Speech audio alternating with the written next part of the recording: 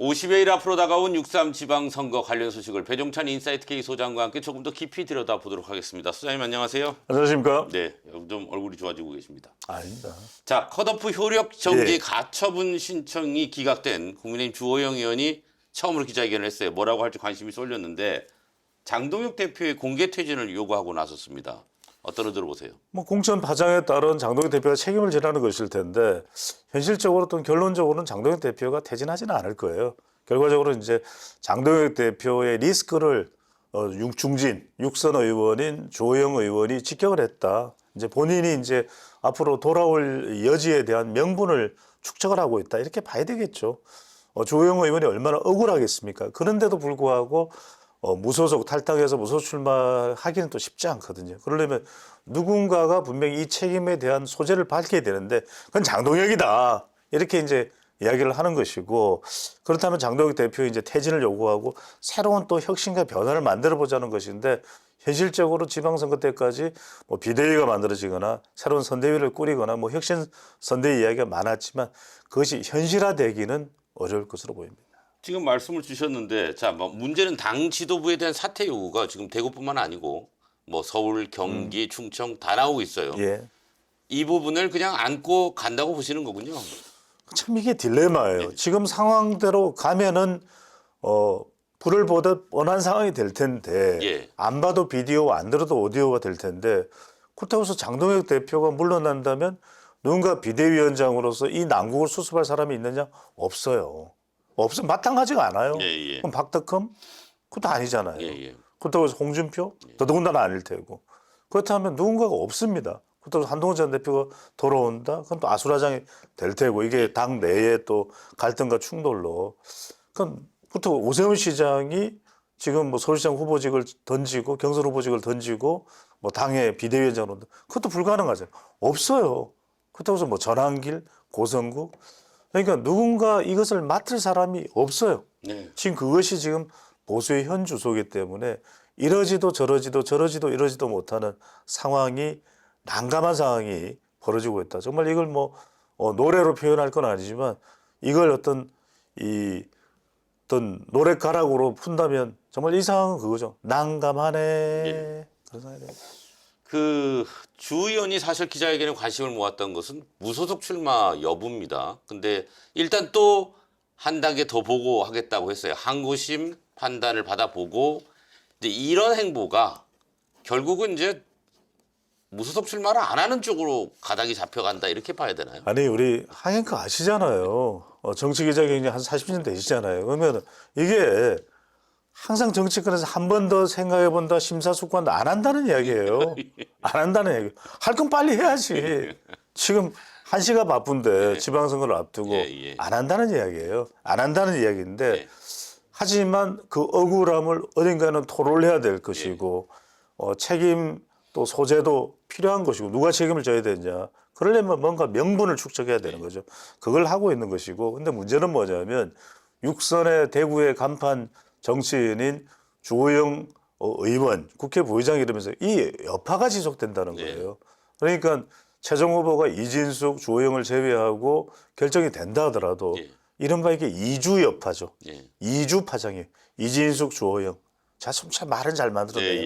이 이주 파장으로 인해서 지지층들이 대구 아이가 그래도 보수의 심장 아이가 이것 자체가 지지층들이 이주해 버릴 수 있는 이주 파장 때문에 그런 상황이 벌어지게 되는 것이죠.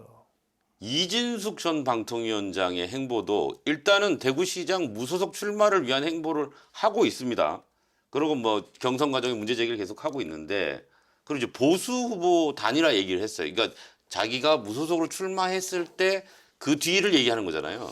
아니 근데 생각을 해보자고요. 저는 이제 일단 여러분들이 궁금한 건 이진숙 전 방통위원장이 무소속 출마라도 불사할 건가? 저는 불사할 가능성이 있을 것 같아요. 왜냐하면 여기서 승부수를 던지지 않으면 본인이 이 어떤 정치적인 길을 걸어갈 것인가 자체가 매우 이게 애매해져요. 이게 정말 뭐 애매롱이 돼요. 그러다 보니까 뭔가를 결정할 수밖에 없는데 그러면은 지금 왜 보궐선거 그거는 안 받아들이느냐? 그거 좋은 자리 아니냐? 아니, 지역구 주겠다는데 대구에 주겠다는데 그럼 대구에서 국회의원 하면 앞으로 정말 자기가 잘하고 공천 계속 받을 수 있으면 두 번, 세 번도 할 수 있는 거 아닙니까? 근데 이걸 왜 마다할까? 이미 물 들어왔을 때 노를 저었어야 되는데 네. 정광석화처럼 결정이 못 됐잖아요. 그럼 그렇게 해서 아예 애당초 결정을 하든지. 근데 그게 아니다 보니까 지금 이진숙을 둘러싼 사람들의 생각은 그냥 나가면 될 것 같다. 이렇게 판세 판단을 한다는 거예요. 그리고 이제 세 번째는 뭐냐. 단일화가 될 거냐. 예, 예. 자, 생각을 해보세요. 그러면 이진숙 무소속이 있고 예. 국민의힘은 누군가 결정이 있고. 될 테고 김부겸이 예. 있고 단일화가 되면 와 단일화 됐네. 그러면 우르르 하고 지지층들이 따라갑니까? 단일화된 후보로. 지지층들은 또 다른 이야기예요. 후보들끼리는 단일화가 됐다 하더라도 지지층은 단일화 안 될 가능성이 상당히 높습니다. 이게 또 파장이 있기 때문에 그렇죠. 갈등이 있기 예, 때문에. 예. 그럼 그 반사의 이익을 어부지리를 누가 고스란히 가져갑니까? 김부겸이 되는. 예. 그걸 계산했을 텐데 그 어쨌든 어떤 행보를 할지 아니 어떻게 보면 이걸 배수진으로 치고 겉으로는 국회의원 안 받는다고 하지만 보궐에 나갈 가능성도 역시 열려 있는 거잖아요. 배수진은 제가 따르려면 배수진이에요. 예, 예, 예. 아니 근데 중요한 것이 제가 늘 말씀드렸듯이 우리 TBC 유튜브만 보면 답이 다 나온다니까. 예. 이대로 안 해. 예. 100번을 말하고 1000번을 말하고 10,000번을 이야기해도 안 해. 예. 그래서 제가 여러분들 시청자분들께 말씀드리는 게 여러분들은 구독을 꾹 눌러주시고 좋아요도 많이 보내주시면 좋겠습니다. 구독은 무료고 좋아요는 사랑합니다. 빨리 우리 TBC 유튜브가 30만을 돌파할 수 있도록 대구 인구수에 비하면 우리 지금 구독자 수를 더 늘려야 돼요. 네. 여러분들이 많이 도와주시고 성원해 주시고 우리 항상 앵커를 봐서라도요. 예. 이제 민주당 얘기를 좀 해볼게요. 예. 정청래 대표가 다시 대구를 찾았습니다. 현장 최고위원 회의를 열었고 김부겸 전 총리에 대한 전폭적 지원을 했습니다. 이른바 동진 전략의 본격화 이렇게 봐야겠죠. 그렇죠. 대구다 대구. 그다음에 동진 전략. 예. 이른바 영토를 넓히는 거예요. 민주당으로서는. 그런데 이게 어떤 의미냐. 첫 번째로는 이른바 성과 전략이에요. 자, 정청래 대표가 3고 초려, 5고 초려 해가지고 김부겸 전 총리를 후보로 모신 거잖아요.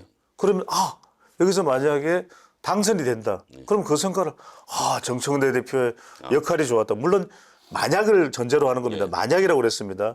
김부겸 전 총리가 당선된다면 김부겸 전 총리도 좋겠지만 아니 정청래 대표가 어깨가 어쓱어쓱해지는 거예요. 두 번째는 뭐냐. 이렇게 함으로써 이재명 대통령의 고향이 있는 TK 지역에서 성과를 만들어냈네. 그러면 이게 무슨 전략? 연임 전략. 예. 8월 달에 전당대회에 민주당 당원 중에는 그러면 TK 지역은 없나? 있죠. 그 숫자가 얼마 되느냐가 이제 뭐 호남에 비해서는 적죠. 수도권에 비해서는 적다 하더라도 예. 강하게 또 정청래 할 수가 있는 거죠. 그러니까 이른바 성과 전략. 그다음에 지방선거의 성과 전략 그것을 이어서 8월 전당대회의 연임 전략. 이 포석이 깔려 있다. 이렇게 봐야 되겠죠. 예. 그 같은 날 조국 혁신단 대표도 아니, 그럼요. 대구를 갔어요. 그러면서 이제 김부겸 후보를 혁신당 후보로 생각하고 지원하겠다. 공개 지지를 표명했어요. 그렇죠. 그동안 주로 이제 고향인 부산 예. 아니면 주로 호남 이야기를 많이 했잖아요. 예. 근데 뚱딴지 같이 느닷없이 대구에 무슨 연고가 있는 것도 아닌데 조국 대표가 나타나서 김부겸 후보도 조국 혁신당의 후보입니다. 이 조국이 열심히 지원한대 이러고 있는 거죠. 네. 이건 왜냐? 네. 이른바 이 조국은 첫 번째 도움 전략이죠. 예. 도움을 주는 거예요. 민주당 후보에게. 그러면 정말 이걸 가지고서 이걸 빌미로 해서 정청래 대표 정말 지금 한상의 이 짝꿍이잖아요. 정청래 조국. 그러면 이 두 사람이 어떤 판단을 정청래 대표 어떤 판단? 아니 이렇게 조국 대표 우리 도와주는데 우리라고 조국 대표를 헌시짝처럼 버리듯이 이 합당도 무산되고 중단되는데 그럴 수 있느냐? 그럼 말이 되냐? 그러면 정청래 대표는 어디에다가 자리를 배려할 수 있습니까? 네. 지금 뭐 군산도 어렵다. 네. 안산도 어렵다. 군산, 안산 말고 부산으로 가라 그랬더니 부산에 가니까 뭡니까? 누가 나타났습니까? 하정우 AI 수석이죠. 떼게댁 장호 하장우 이렇게 되니까 여기도 못 가. 예. 여기도 못 가. 신촌을 못 가. 네. 노래도 있잖아요. 예. 근데 이제 그런 상황이 되다 보니까 그러면은 조국 대표가 어디를 갈 수 있느냐? 추미애 의원이 경기지사 후보로 결정이 됐잖아요. 그렇죠. 그쪽이 B죠. 그러면 경기도 하남갑입니다. 그러니까 당장 조국 대표가 뭐라고 해야 합니까? 경기 하남도 험지입니다. 험지에 가서 성과를 내겠습니다. 경기 하남 저는 상남입니다. 상남자입니다. 아직 뭐 결정 안 했죠, 그죠? 아니, 들어보세요. 이렇게 포석을 깔고 있단 예, 말이에요. 예, 그러면 미리 뭔가를 일단 빚지게 만들어야 되잖아요. 예, 대구를 도와주는 거예요. 예, 그래서 이걸 통해서 뭔가 반대급부로 협력을 얻어내려고. 왜냐하면 지금은 정말 아무리 조국혁신당에서 이야기를 해도 예, 기등도 안 돌려요. 민주당에서는. 예. 전북지사는 조국 혁신당의 몫이 아니겠습니까? 이런데도 지금 기등에 듣지도 않아요. 그런데 이렇게 대구에 탁 갔다. 그러면 이제 정청래 대표가 명분이 생기죠. 예. 민주당 내에서 반발이 있어서 좀, 이거 조국 이야기 좀 그만해라는데, 딱, 아니, 이렇게 도와주는데, 우리가 그래도 좀 협력을 해야 되지 않겠습니까? 이러면 이제 추미애 이 경기지사 후보도 이렇게 슬쩍 한마디 하는 거죠. 그래도 우리가 조국을 안아야지요. 이런 일종의 전략적인 약속 대련이 깔려 있잖아요. 이런 분석을 한 사람이 없어요. 이게 이제 일종의 쿵짝 전략이군요. 공짜. 이게 아니 근데 뭐 오비락인지 모르지만 하여튼 날짜도 그렇고 비슷한 시기에 아주 절묘한 타이밍에서 오비락이죠. 예. 쓰실 줄 아세요, 예, 오비락? 못 씁니다. 네. 그 방금 말씀하셨는데 이분도 이제 대구죠. 추미애. 추미애입니다. 예. 그 바로 육선에 갱북역으로 나왔죠. 갱북역으로. 더불어민주당 경기도지사 후보가 됐는데 자, 그 과정이 이 결선 갈 걸로 봤는데 결선 없이 됐어요. 그러니까요. 이 뭡니까 이게? 역시 또 추장군 아닙니까? 추미애입니다. 그렇게 윤석열 검찰총장 제가 용납 못합니다. 이제 성대모사를 성을 넘어서 하시는군요. 그렇죠. 이건 정말 거의 예술이다. 예. 이 정도 되면 짠해서라도 봐야 돼요. 우리 유튜브. 네네. 짠합니다. 자, 이건 뭐냐면 첫 번째로는 강성결집이죠. 예. 그래도 한준호 명피가 아닙니까? 예. 청픽, 예. 추미애. 예. 근데 여기에 또 김동연. 예. 참 김동연 지사가 뭔가 이 역할 발휘, 능력 발휘가 안 된 것 같아요. 예. 근데 이게 만약에 추미애와 한준호 1대1 대결했으면 이야기가 좀 달라졌어. 이게 삼각구도가 되니까 예. 명쪽은 좀 표가 분산됐어. 한준호와 예. 김동연으로. 예. 근데 추미애는 강성결집을 하죠. 여기도 뭐 친청 총력전. 예. 여기 뒤에 누가 있습니까? 예. 뒤에는 김어준, 예. 앞에는 정청래, 예. 옆에는 유시민. 예. 그러니까 이게 이른바 총력전이 펼쳐진 거죠. 그래서 거듭 말씀드립니다만 지방선거에 지금 후보자가 결정되는 것도 보면 지선에 국한되는 게 아니에요. 네. 8월 전당대회. 예. 저는 이 8월 전당대회까지도 감안해서 지금 민주당 경선에서 작동되고 있다. 예. 이런 현상이 전북에, 예. 그다음에 전남 강주 통합특별시장 후보 경선에서도 심지어는 서울에서도 예. 지금- 서울도 그 얘기 나오죠. 지금 점점 정원호. 처음판에 안 예. 그랬는데 명픽인 예. 정원호대, 예. 그다음에 명픽이 아닌 그렇다고 해서 이걸 뭐 청픽이라고 하기는 그렇지만 굳이 또 이런 상황 전개가 되다 보니까 청픽 이야기가 나오거든요. 이른바 박주민 대 정원호, 정원호 대 박주민. 이게 또 여론조사 관련돼서 이야기가 지적이 되고 예. 나오는 상황이 벌어지고 있는 거죠.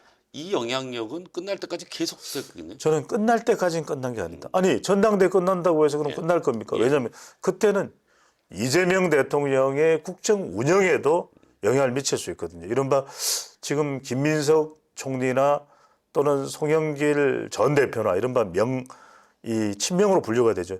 이들의 화력이 예전만 같지 못해요. 그러니까 계속해서 김어준 방송에서 이거 대선 후보 육성 프로그램이냐 이러면서 일격을 가했거든요. 김민석.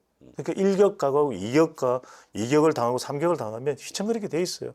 여기다가 최근에는 또 부각되는 강훈식까지 아랍에미레이트. 근데 이건 약간 자제를 해. 왜냐하면 아랍에미레이트에 석유를 구하려고 한 건 그건 비난해서는 안 되잖아요. 그렇죠. 지금 그건 대한민국의 예, 운명이 운명을 유가가. 내렸죠. 그럼 지금 김어준 씨는 기름 안 넣겠다는 거예요. 기름 넣으시잖아요. 예. 그래서 이거는 본인도 좀 가했다. 일단 멈추고 있는데 그럼에도 불구하고 지금 이게 전반적으로 깔려 있는 상황을 보면 이른바 명청대전의 불길이 활활활 타오르고 있는 상황으로 보입니다. 그거 제가 그 예. 중국 무협지 예. 건너 이상 하지 마요. 예. 길어지니까. 예. 명청 갈등이 결국은 6.3 지방선거에 민주당에서는 큰 뭐 고리 내지는 관전 포인트가 되겠군요. 그렇죠. 이제 국민의힘은 예. 이제 대항 세력이 안 된다 이렇게 판단하고 그러다 보니까 자연히 이 발생할 수밖에 없고 자연히 지금 유발되는 것이 바로 내부의 권력 지형, 권력 투쟁이 되는 것이죠. 네, 오늘 여기까지 듣겠습니다. 고맙습니다. 감사합니다.